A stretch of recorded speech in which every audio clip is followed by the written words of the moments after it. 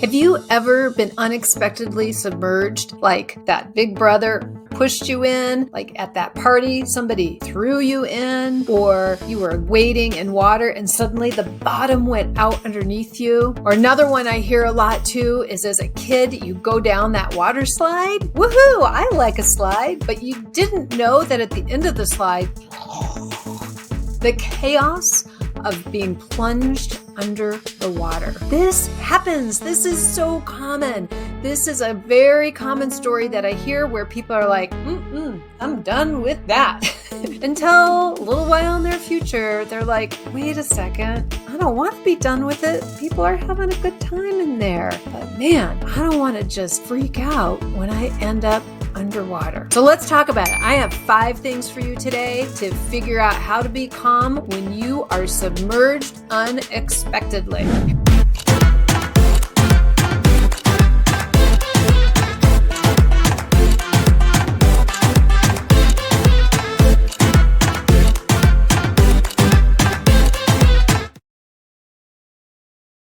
Thing number 1, don't be calm.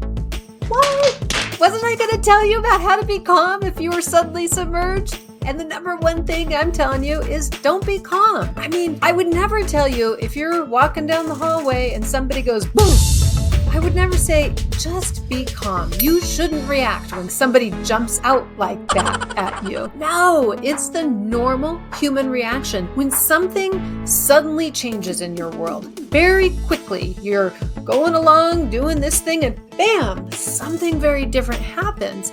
It's normal that you are not calm. I want you to be prepared for that, to know, to have this in your brain that says, it's exactly right that I don't feel calm in this moment. Funny enough, that thought there is useful to helping you come into calm. We don't need you to be calm right away. We just need to slow things down a tiny, tiny bit. Okay? So no, it's normal. It's okay. Don't be worried that you're not calm in the event of something unexpected happened. Your body's reacting as it should be. Number 2, something to know that our bodies take care of things. Our bodies react very quickly without our brain having to tell it what to do, without our conscious brain having to tell it what to do. And what I want you to know is one of the very normal human reactions when you're about to go underwater, planned or not planned.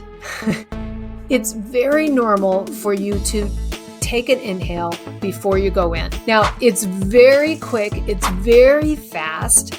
You don't use your conscious brain to do it. It's kind of weird to think about how it can happen like that. It's sort of in the way when you trip and you just automatically put a hand out, right? You don't think, I'm tripping. It would be a good idea to put my hand out and catch myself. We have a bodily reaction in certain stimuli. When you have a certain stimulus come towards you, there's a normal human reaction that one has. And inhaling before you go under is one of these things. Even think back to tip number 1 of it's okay to not be calm. Think about surprise.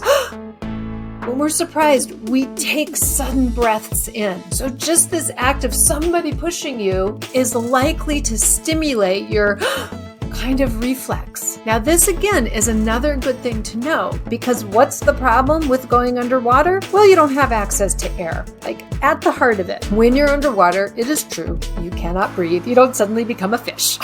But I want you to know that the normal human thing to do is that you'll take air in before you go under. Now, why is this so good? This goes to number 3. Point number 3 is that we want to have just a little bit of a pause. And knowing these things, having these things anchored in your brain, it's okay that I'm not calm, and it's normal that I took a breath. Not that I take one unconsciously, that I took air. I have air. And even if you didn't take a breath, we reserve air in our lungs. We don't breathe out all of our air every time we exhale.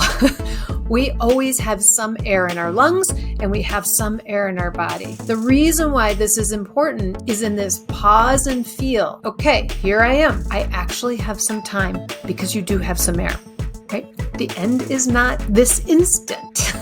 Yes, we are going to go towards air. That will be a direction we want to go. This is true. But just having that little pause. I had a situation where I fell off of a ladder, and as I'm falling off the ladder, the world kind of slowed down. I talked about this in one of the other videos too. This idea that slow motion can happen when something kind of chaotic and big is happening around you. So having a little pause to feel, okay, I do have some air. I do have time.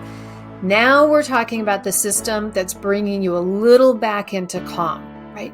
Instead of completely chaotic. Now, our fourth thing is to know that your body wants to go to the top.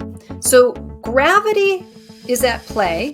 Your feet get swept out underneath you, gravity takes over, and you go down. But as soon as you're in the water, the force of buoyancy is also pushing you up. There's a certain amount of down, depending on how fast you are going to start with, right? There's momentum. The physics of it is you have momentum, but then you also have this thick stuff of water that slows you down. So it's not the same momentum that there is in air. You have the thick stuff of water that slows things down, and you have the force of buoyancy when you're underwater. Even if you're not a great floater, go see one of the other videos about floating.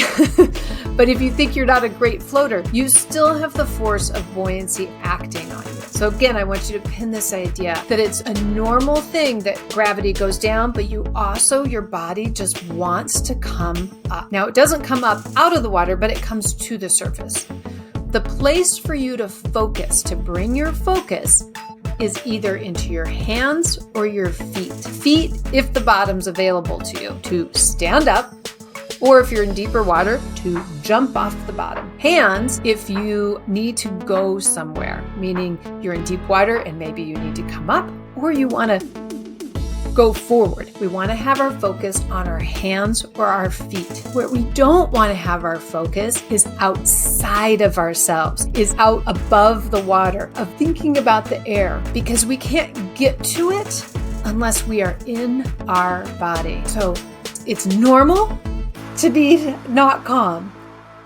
We start to feel, I do have some air. I put my focus on my body, on these power places, either my feet or my hands. And then the fifth one is I want you to know it's okay to be under. Now, why am I telling you that? It's okay to be under. If you think about people who are swimming, if you visualize people swimming like those Olympic swimmers, most of the time they are under the water. It's not a problem. The reason why I want you to know that it's okay to be under, and that swimming does happen mostly under the water, is that we only do come up for short periods of time.